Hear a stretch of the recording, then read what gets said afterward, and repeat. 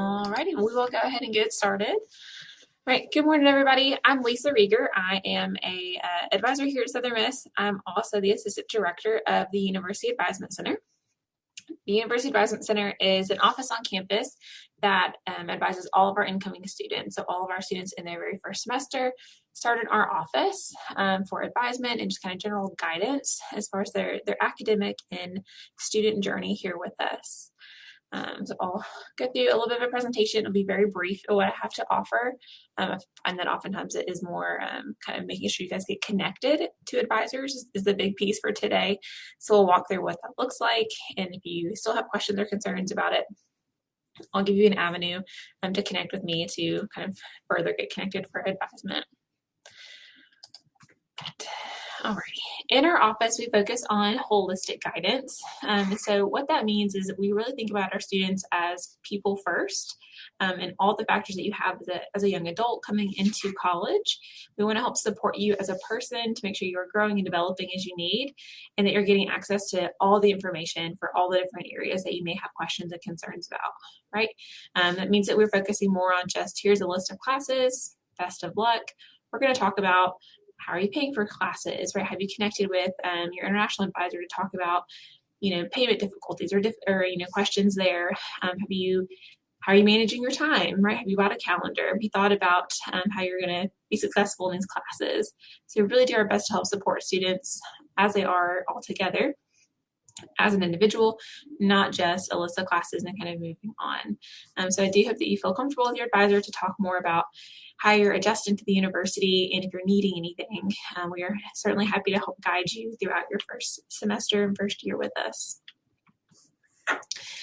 We do often work with a lot of other offices on campus. So of course our international friends and international student support, but other offices as far as undergraduate scholarships, faculty members in your area of interest. So if there's things that we can't necessarily answer or guide you on, we'll say, that's a great question. Let's get you connected with the faculty member and help make that personal connection so that they know who you are and what you're needing, as well as other offices on campus. Like I mentioned, financial aid, but also Center for Student Success, which helps with a lot of like study skills and things like that, tutoring resources, career services, a lot of things like that we work hand in hand with to make sure that, again, you're getting not just course advisement, but advisement for your whole kind of trajectory here as a student. So the big question for a lot of our students at this point is, how do I get connected with my advisor? I want to meet with them. I want to get classes. Very, very eager to do that. And so for that process, we have been sent over a list of all of our incoming students. And at this point, all of you should have an email from your advisor in your email. That may have gone to your USM Outlook account, or may have gone to your personal email account, may have gone to both. Some advisors do both, so just pick one or the other. You should have some email from them saying, hey, I'm your advisor, welcome to Southern Miss. I hope that we're able to meet, and it included a link for how to schedule your appointment with them. If you have not received that email, that is how I want you, I'll send you a form kind of at the end of our conversation. You can submit a form to me saying, hey, haven't been connected, and I'll be happy to make sure we get you that outreach and that information. When you do receive that email from your advisor, it's going to let them know, like, hey, we have you listed in this major. Please confirm that is your desired major. Our advisors each specialize in different areas. So if you're wanting to have a math degree, we want to get you connected with a math advisor to get all that math knowledge, versus if you're wanting to switch majors over to computing, we want to get you connected with the computing advisor to talk about computing and all those requirements. So we want to make sure we have you listed in the right major and we get you connected with the right person. And then they're also going to have that schedule link, so you're able to go to our system to schedule an appointment. Those appointments are virtual, so you're able to do them now, at the next couple of weeks. If you so choose or so need to, you could wait till you're here on campus with us if you want to come in person. But I imagine, again, most of you guys are eager to get those classes settled and want to snag some appointments as soon as possible. So we do offer that ability to have a virtual appointment before you actually arrive on campus. During your session with your advisor, they're going to look over your incoming credits. So what prior courses have you completed that you should have college level credit for? And then if you have any test scores, like if you're taking CLEP exams or some of the other kind of testing out there that you have scores for, they're going to look over that to determine what do you have credit for and then what is remaining for your degree here at Southern. And then most importantly, they would take all that information and figure out for you what classes are necessary for you for spring semester, and be able to help you go through the scheduling system and actually enroll into those classes. That is the gist of advisement for kind of pre-semester. In other semesters, as we kind of get into the spring, we can help more with adding and dropping, schedule changes, all those types of things. But for the initial appointment, it's really just making sure you get connected, figuring out what those incoming credits are, and then helping you enroll into that first semester worth of classes. You, of course, can meet again with your advisor if you need to once you're on campus. One of the things that you may find challenging in your appointment now is course options are going to be fairly limited. And that means that we have been enrolling students since about October. So we're about 3 months in to our enrollment process. So some of the more favorable class times or more popular classes may be full currently, but that may change by the time you arrive here on campus or by the time that classes start. Students will add and drop and make changes to their schedule. And so that may mean that there's an opportunity for you to get into a seat in a class that was previously closed, or just to make an adjustment of your schedule. So if you meet with your advisor now, you get your schedule kind of started, you have something initially there, you're maybe not 100% satisfied with it, you can return and talk to your advisor and say, hey, check in on this. Is there any other options? You did this class open up? Are there any other times for this? And they can help you look to see what may be available. So just know that that is an option. We can't guarantee, of course, that something would open up or there may be a better schedule option, but you're welcome to connect in and ask your advisor for guidance to see if anything is available. Looks like someone put a question in the chat about A-levels. Yes, potentially A-levels would be considered college credit. And it just would depend what courses you've taken, scores that you had, and then whether those courses were required for your degree. But we definitely would look over that with you. That's a great question. So definitely prior college credits is a great question, right? What do I have that may count towards my degree at Southern Miss? Some other common areas or common questions we have, I wanted to just touch on these things. So often we have our international students are curious about double majoring. They often have a great vision for what you would like to do and have different ideas about majoring in 1, 2, 3 different things to get there. The answer to that is yes, you can double major in most things. There are some limitations. An example would be you can't have a biology degree with 2 different emphases of biology. So if you're doing biology conservation and biology biomedical, the core of that is biology. You can't have 2 biology degrees. There's too much overlap. But double majoring in other things that have a distinct difference, right? So biology and chemistry, or biology and computing, right? Those different areas would be an option to double major. When you're thinking about double major, I always encourage students to think about how does this impact my long-term plans, my career goals? Is it essential for me to have this major or 2 majors to get there? Sometimes less is more, right? So if you can get a degree in what your main focus is, and then maybe find other opportunities to supplement your degree with other areas that kind of go towards your main focus. So for instance, maybe some internship work or volunteer experience, maybe minors or just other coursework that could support your kind of secondary goal. That can be a really great avenue to build your overall kind of resume and your package for your career whenever you're going to apply for positions. And the reason we suggest that is when you double major, you're doubling the amount of classes that you need to complete potentially, and that could extend graduation by usually at least a year, sometimes 2 or even 3 additional years. So that can really increase your cost of attendance. Instead of just 3 or 4 years, you're looking at 4, 5, 6, 7, which can be quite a while. So to double major, the answer is yes, but to be thoughtful about is that necessary for what you're wanting to do, and what other options may be out there. We usually suggest that students start in their primary major in the fall, in their first semester, so it'll be spring for you all. And then you can add on that double major kind of once you get your feet wet. So once you realize, okay, this is what 18 hours of classwork is, or this is what it's like to have several sciences in a semester. How am I doing? Also, as you get through kind of the billing aspects and realize, okay, this is what it is for the full cost of attendance for me to attend 1 semester, and we're looking at adding on more semesters to double major. That can help you determine if you really want to add that double major or not. So you can start in the one and then add on double majors, or triple majors if desired down the line. But do let your advisor know if you're thinking about a double major, and they can maybe help guide you in that to let you know maybe what would be best to start in, or there's some classes that may be slightly altered based off that potential path to double major. Someone's asked about summer classes. Potentially, yes, we do have a summer semester here. Our class options for summer are a little bit more limited than the typical fall and spring semesters. So while we offer classes, it may not be something that helps you progress towards your degree. That would be something to talk with your advisor about, to let them know I'm open to summer classes. You could potentially take those online and be wherever you need it to be, or they may be offered here in person. And so they can let you know how that would impact your pathway to degree. In addition to double majoring, we often get a lot of questions about minors. Students, again, have those ideas, I want to minor in this and this and that and do all these great things. That, again, is certainly an option for you. Some degrees do require a minor. Other degrees don't have a requirement for a minor. It would be optional. So if you wanted to, you could, but there's no requirement there. Same way as with double majoring, we want to think about, how does this impact your pathway to graduation? Is it going to extend graduation and cost you extra semesters and extra dollars to get this? If so, and that's something you're okay with, that's wonderful. But just thinking about, how does this impact my overall plan and path to graduation, to make an informed decision there.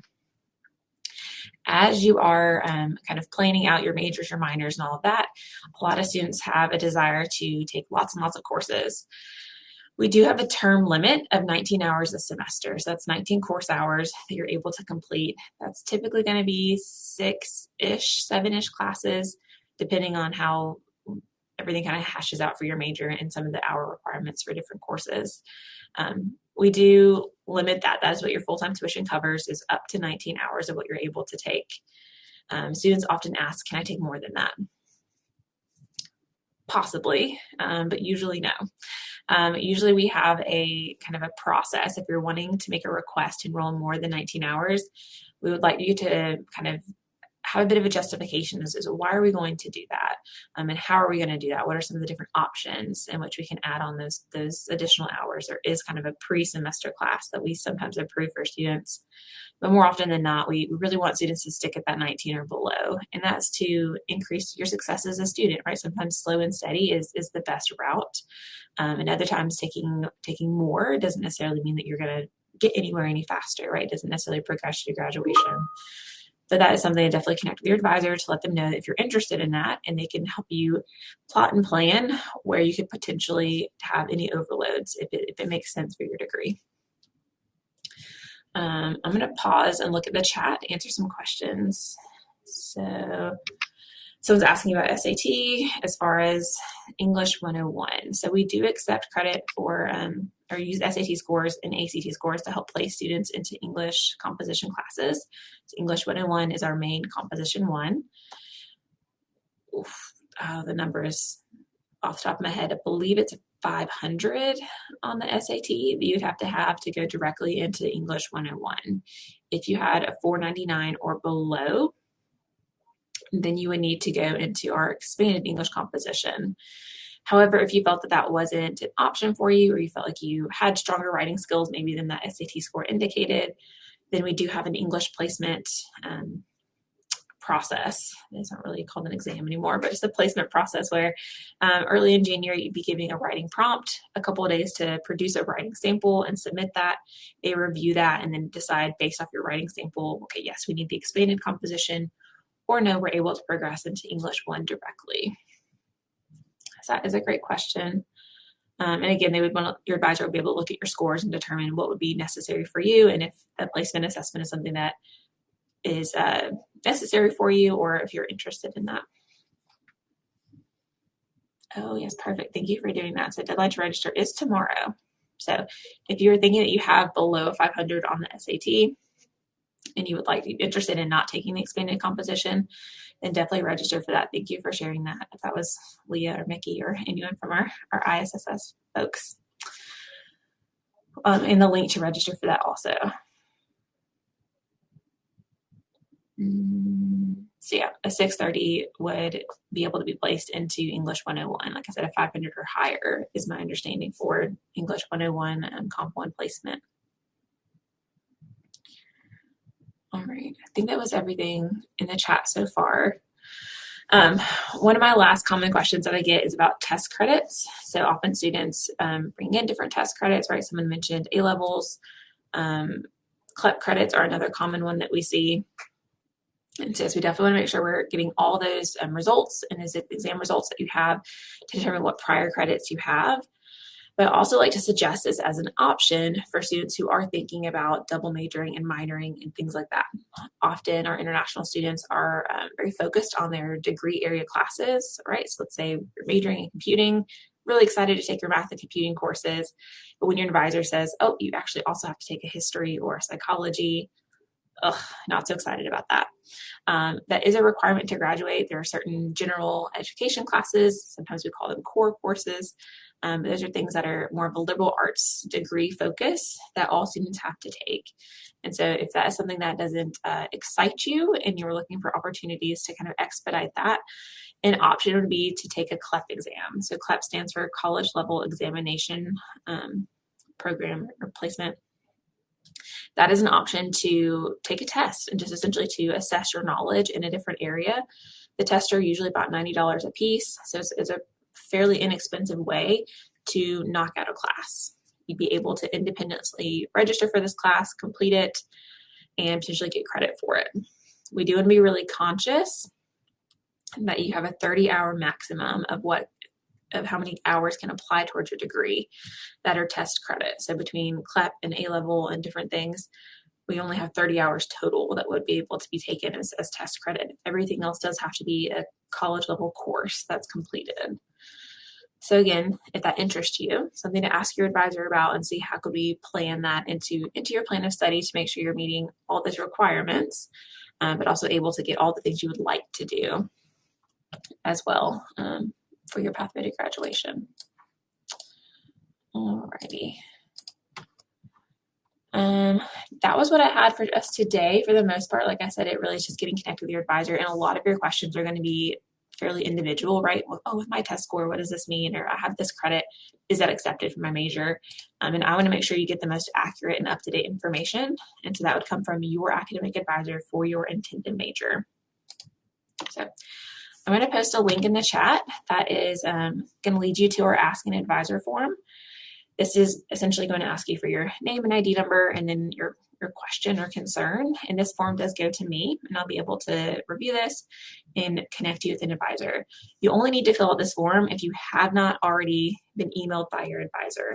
So if you are sitting here and you're like, I never got an email, don't know who my advisor is, please help me. This is the form for you to fill out to get connected. If you already have been emailed by your advisor, you're already enrolled in classes, then there's no need to fill out this form. So I'm going to pause here and just kind of open the floor for questions. Let me know what y'all are needing that we haven't already touched on.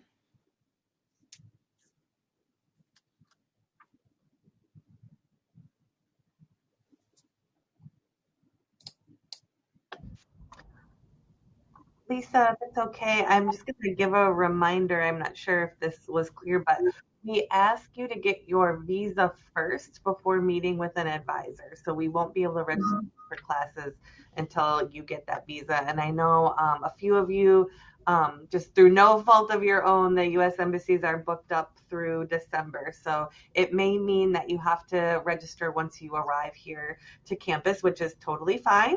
And we'd be glad to help you at that point.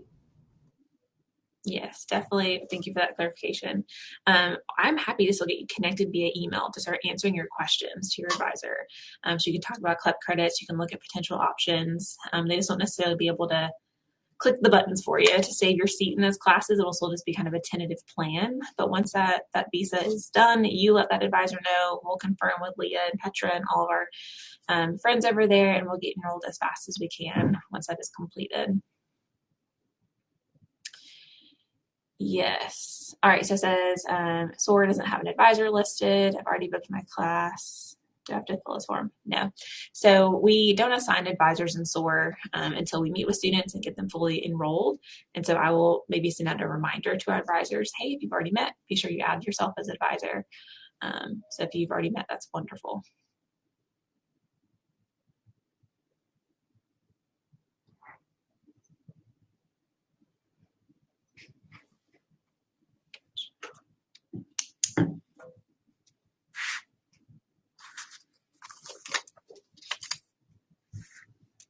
Any other questions?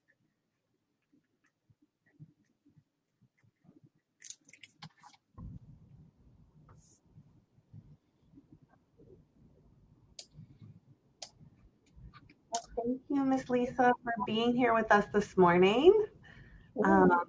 We love our academic advising team, and if you, as she mentioned, you can reach out to the form if you have any questions. You can contact that same intl at usm.edu. If you've gotten a visa, that will help us to connect you with your advisor as well. So I'll stick around here for any last questions about anything, but I do just want to mention we'll be following up today's session with links to the pre-departure handbook, as well as the recording, so you can go back and reference back. But again, I think probably the most time-sensitive thing is if you think that you might need to take the placement exam, go ahead and get registered. It's just your name and email, and then look out for those essay prompts. Yeah, and I actually did find, let me see if I can switch my screen over here. Let's see, where is it? Yeah, I think it's going to be this one.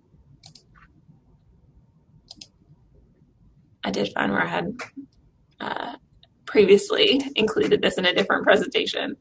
So this is for writing. For the English composition, it has all the different test scores. So ACT, SAT, TOEFL, and all of that we do accept to help place into English.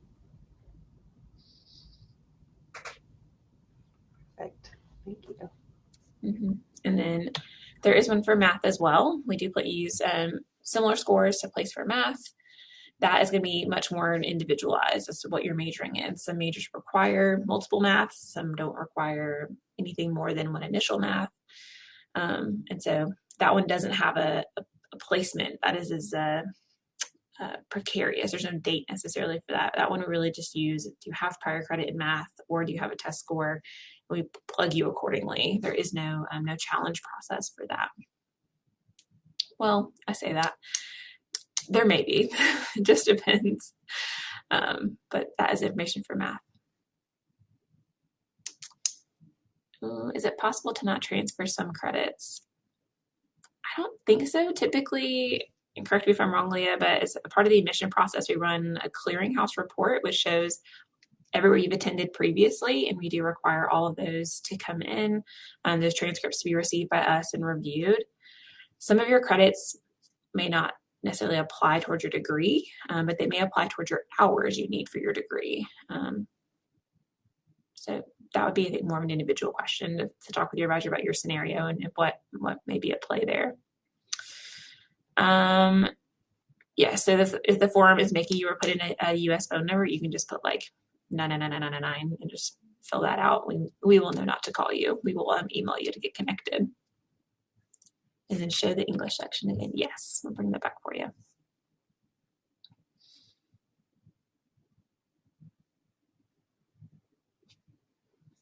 Great questions. I love that. Yep, and that is also, it comes from their first year writing website, which has been also put in there for you. That's going to explain also more about the different writing courses. So as you're thinking like, oh, I don't know, like this says I need to go in and expanded English, but what is that versus composition? That is a helpful page to look at. There's some samples about some of the different types of assignments or kind of levels as far as interacting with written communication and how you may do with that. And so that can be helpful for you to determine, do I want to try to do this placement assessment to get out of this or not? Also, to expand on that, our degrees require English Composition 1 and 2 to graduate. We have to have this expanded English, the 100E. It would be a class that would be required to get into the next level of English. It's required in that sense, but it's not necessarily a requirement for graduation. So if you feel like you have the writing skills or would like to challenge it, highly encourage you to do so. There's no downside to it, but it is an opportunity to potentially expedite your progress through those composition classes and not have to take that third semester of English just to do the two.